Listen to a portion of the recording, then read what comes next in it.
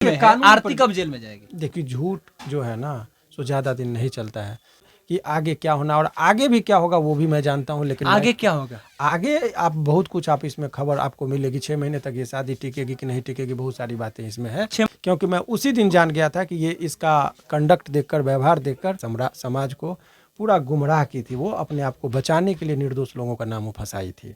तो ये छोड़ दो सारी दुनिया किसी के लिए, ये मुनासिब नहीं है ज़िंदगी के लिए। तो आपका अभी भी कहना है कि वे सारे के सारे लोग निर्दोष हैं? बिल्कुल आरती और छोटू पिछले महीने खूब चर्चे में थे। जब से आरती और छोटू का प्यार चल रहा था उसके बाद से खूब खबरें चली कि आरती जेल जाएगी या नहीं जाएगी। इन सारे मसले पे शिवनंदन भारती जो हाईकोर्ट के चर्चित वकील हैं वे केस लड़ रहे हैं आरती के पिता के साइड से।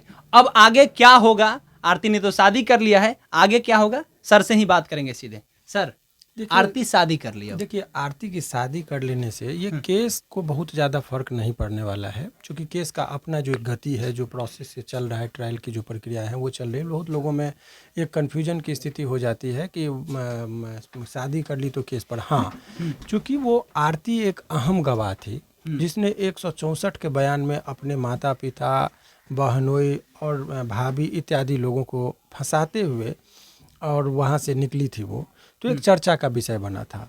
तो ये जो देखिए उसके क्रेडिबिलिटी जब गवाह हो और उसके भरोसेमंद गवाह का जिक्र होता है, तो मैं डे वन से कहा था कि ये देखिए ये जो केस हुआ है इसमें बहुत निर्दोष लोग फंसे हैं। कुछ लोग दीवानगी में उन्मादी जो कुछ युवा वर्ग थे उन लोगों को लगा था कि ऐतिहासिक चीज़ हुआ, लैला मजनू के बाद यदि इस धरती पर कोई हुआ तो अमर और पवित्र रिश्ता बोल रहे थे लोग, श्री कृष्ण से कंपेयर कर रहे थे। छोटू और आरती के का जो है सो जिक्र करके लगा कि मॉडर्न एज में आज यही एक प्रेम कहानी रह गई थी लोकल लेवल पर। मैंने ये कहा था कि ये प्रेम के नाम पर ये जो है सो एक आडंबर है, बनावटीपन है। और ये जो आप जिस टर्म का यूज़ करते हैं प्यार, कोई आदमी दयालु होगा तो सबके प्रति होगा, क्रूर होगा तो सबके प्रति। तो ये छोड़ दो सारी दुनिया किसी के लिए, ये मुनासिब नहीं है ज़िंदगी के लिए। एक आदमी के लिए यदि वो कह रही थी तो मैंने इसका विरोध किया था। मुझे हकीकत, चूँकि आपकी दूरदृष्टता, आपके का जो ज्ञान होता है उस आधार पर आप प्रिजम्पशन करते हैं, तो मुझे लग गया था और बहुत सारी परिस्थिति को देखकर मुझे लगा कि समाज को पूरा गुमराह की थी। वो अपने आप को बचाने के लिए निर्दोष लोगों का नाम फंसाई थी। बिल्कुल निर्दोष है। जिस तरह की घटनाएं बताई गई थी वो पूरी तरह से कॉन्कॉक्टेड है। लोगों का सिंपैथी गेन करने के लिए छोटू के नाम का इस्तेमाल करके वहां से, देखिए दरअसल मामला ये था कि जब ये सामाजिक तौर पर जब रात में 2 बजे इसने ही बुलाया था लड़के को, जब लड़का बुरी स्थिति में फंस गया तो वो वहाँ से अपने आप को लगा कि हम छोटू के माता पिता को क्या जवाब देंगे और अपने माता पिता को क्या जवाब देंगे। एट ए टाइम वो प्रेजेंस ऑफ माइंड का यूज की और अपने माँ बाप के खिलाफ बोलते हुए और वहाँ पर वो शिफ्ट कर गई। उसको संरक्षक ढाल की तरह इस्तेमाल की छोटू के पिता का और उस परिवार का, वो अपने आप को बचाने के लिए। और इधर के जो निर्दोष लोग थे उसको ये नहीं मालूम था कि ये कॉन्सिक्वेंस। अभी जो कल का बयान आप लोगों ने देखा, उसने कहा कि 164 के टाइम में जो मैंने बयान दी वो परिस्थिति कुछ ऐसी थी, मैं नर्वस थी। तो नर्वसनेस के दौरान यदि आपने कोई बयान दिया तो अनाप शनाप आप बोले, आप देखे नहीं। दूसरी बात, आपको मैं 164 का बयान को मैंने जब पढ़ा, देखा, समझा, तो आप उसमें देखेंगे कि वो बोल रही है कि 164 के बयान में कि फलना फलना व्यक्ति ने करंट लगाया, इसने ये मारा, फिर कहते मुझे रूम में बंद कर दिया गया था। तो आप देखिए जब उसको रूम में बंद कर दिया गया, आप चीज़ों को समझिए, तो एक रूम में जब बंद है तो दूसरे रूम में घटना कैसे हुई, कौन मारा, कैसे जान गए, एक ये संदेह पैदा करता है। दूसरी बात, आपको रूम में बंद कर दिया गया तो कह रहा है कि मैंने ही फ़ोन करके छोटू के पिता को बताया। तो मोबाइल कैसे आ गया? आपसे मोबाइल भी छीना गया था। तो उसी टाइम में वो कहती है कि मैं वहाँ से भागकर छोटू के जो मामा है बगल में उनके यहाँ उनको बुलाने गई थी। तो जब रूम में तुम बंद थी तो उसको कैसे बुलाने गई थी? तो एक नहीं, वो अनेकों झूठ पे झूठ ले ली, एक नया तरीके बोलकर, और पूरे समाज का सिंपैथी लेने के लिए।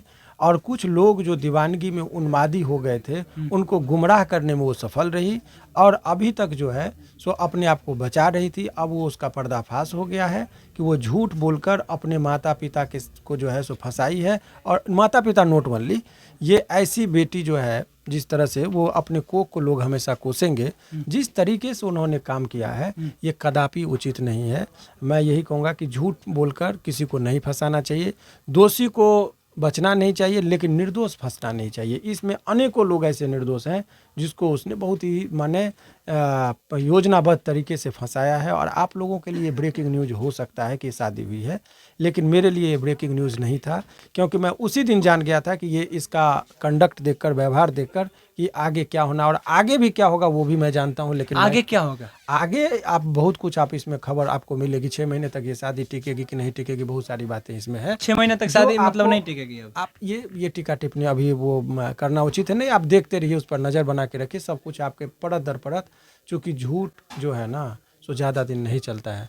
अब अभी सच को संघर्ष करना पड़ता है, लेकिन सफलता सच को ही मिलती है। सच संघर्ष कर ही रहे हैं, उनके परिवार के लोग अभी भी वो तो जेल देखिए, में है। कानून आरती पर- कब जेल में जाएगी? देखिए, आरती के लिए एडवर्स इन्वेस्टिगेशन का एक प्रक्रिया है।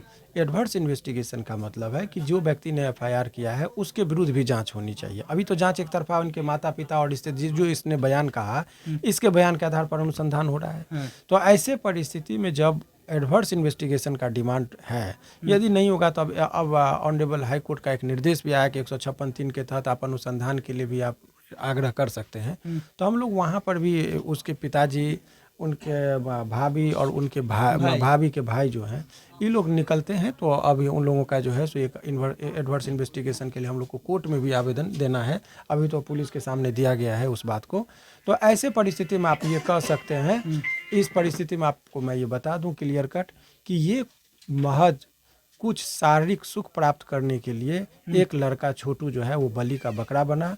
आज उसकी आत्मा कराह रही होगी कि हम किस लड़की के लिए जान गंवा बैठे, वो लड़की 6 महीना भी मेरे मौत के बाद इंतज़ार न कर सकी और दूसरी शादी रचा ली। तो इस चीज़ को मैं कभी भी अच्छे दृष्टिकोण से नहीं देख रहा हूँ, और समाज में को गुमराह कर एक गलत ट्रैक पर देने की कोशिश की है। देखिए, उसका व्यक्तिगत जीवन है, शादी की है, मुबारक हो, इसमें कहीं कोई संदेह नहीं है। लेकिन व्यक्तिगत जीवन तब सार्वजनिक तौर पर जब वो प्रभावित करने लगी, चूँकि वो देखिए बहुत लोगों का कहना था इसमें कि वो उसके निजी रहे है। यदि उसने शादी किया तो भाई उसकी निजी मर्जी है, वो किसी से करे, मुझे कोई प्रॉब्लम नहीं है। परंतु शादी को जब आप सार्वजनिक करते हैं, बहुत लोग शादी करते हैं लेकिन कोई सोशल मीडिया पर इस तरह से प्रेस कॉन्फ्रेंस करके नहीं बोलते हैं, तो वो खुद चाहती है कि हमारी शादी जो है सो चर्चा में बनी रहे। और उस चर्चा का जब परिचर्चा हमारे समाज पर पड़ता है तो समाज के युवा वर्ग पर उसका कुप्रभाव पड़ता है। तो ऐसे परिस्थिति में अपने समाज को जो युवा वर्ग हैं, जो उतना जिसमें समझ नहीं है, उनके अंदर उसको एक गुरु का काम क्या होता है, अंधकार से प्रकाश की ओर दिखाना। एक टॉर्च बेरर का काम करते हैं, वो टॉर्च दिखाते ताकि उसकी रास्ता सरल हो जाए। तो मैं अपने समाज के उन बच्चों को जो गुमराह हो रहे थे, चंद पल के इंजॉयमेंट के नाम पर लड़का इमोशनली जुड़ जाता है और अपना जान गंवा बैठता है, तो मैं ऐसे, हालांकि लड़का नहीं, कहीं कहीं लड़कियां भी जान गंवा बैठती है। अभी आपने देखा होगा आफ्ताब और श्रद्धा का कहानी है, 35 टुकड़े हुए। तो भाई एक जगह 35 टुकड़े हुए, एक जगह 70 टुकड़े होंगे। इसीलिए इस टुकड़ा टुकड़ी में मत पड़िए, अपने माता पिता और अपने कैरियर पर फोकस कीजिए। और मोहब्बत यदि कीजिए तो आप हमेशा एक समझदारी के साथ कीजिए, उसमें अनुशासन रहेगा तो मोहब्बत टिकेगी, अनुशासनहीनता रहेगी तो किसी भी चीज़ में आप सफल नहीं होंगे। और आप हमेशा याद रखिए कि पिता से बढ़कर कोई भी बड़ा सलाहकार नहीं होता है। माता पिता की सलाह को मानिए, पढ़ाई और कैरियर पर ध्यान दीजिए, बाकी चीज़ भी समय के साथ आपको एक बात और, मतलब अगर सनातन पे बात किया जाता है तो होता है कि अगर वो लड़की जैसे कि जाकर के उस घर में बैठ गई थी, तो होता है कि पति मान रही थी छोटू को भी। तो अगर ऐसा देखा जाए तो जो छोटू और आरती का प्रेम कथा था वो खत्म हो गया। उसके भाई से शादी करिए, एक भसुर से शादी करना, ये कहाँ तक सही है? हिंदू धर्म की बात। अब आइए देखिए आप उसके कंडक्ट को देखेंगे। जब वो आदमी, कोई भी इंसान हो, जब उसको ये अहंग हो जाए कि मैं सबसे ज़्यादा बुद्धिमान हूँ, तो समझिए उसकी अज्ञानता है।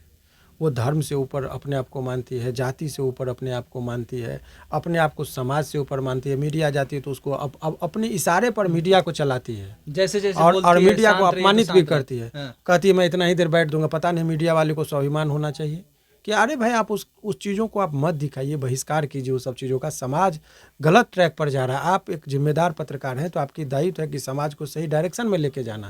इस बात का जितना जिक्र हो रहा है, समाज में कुछ बच्चे जो हैं गुमराह हो जाएंगे, उसको लगेगा कि नहीं हम अपने रात में घर में किसी को बुलाएंगे, अधिकार हो गया, तो हर घर के दरवाजे खुलने लगेंगे, समाज में गंध मच जाएगा, समाज गलत पैटर्न पर चला जाएगा और उस दिशा में ये ले जाने की कोशिश कर रही है। इसका कंप्लीटली बहिष्कार होना चाहिए आप लोगों के द्वारा भी।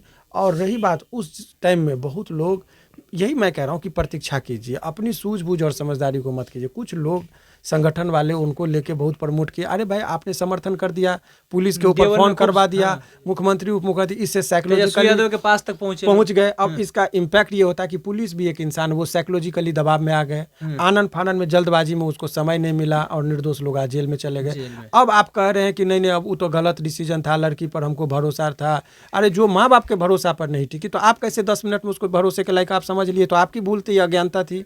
या उस जो लड़की को 21 साल उम्र है, 21 साल तक जिस माँ बाप ने उसको अपने पाला पोसा, उसके भरोसा पर वो खरी नहीं उतरी, तो 10 मिनट में आप उसको कैमरा पर से जज कर लिए किसी इज जेन्यून?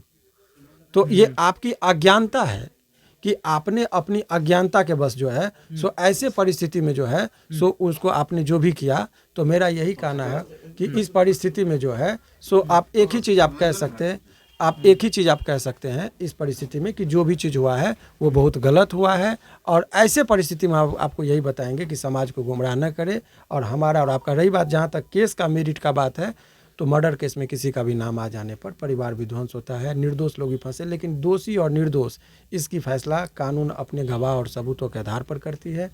जो मामला अभी लंबित है, पेंडिंग है, न्याय मिलेगी और बहुत जल्दी ये लोग सलाखों के पीछे होंगे और असली गुनहगार सलाखों के अंदर होंगे। आप प्रतीक्षा कीजिए बस। चलिए, असली जो गुनहगार होंगे वो सलाखों के पीछे बहुत जल्द होंगे और जो लोग निर्दोष हैं वे लोग को जल्दी से जल्दी मतलब बेल मिलेगी। ये शिवनंदन भारती थे, चर्चित वकील है हाईकोर्ट के। बहुत बहुत धन्यवाद।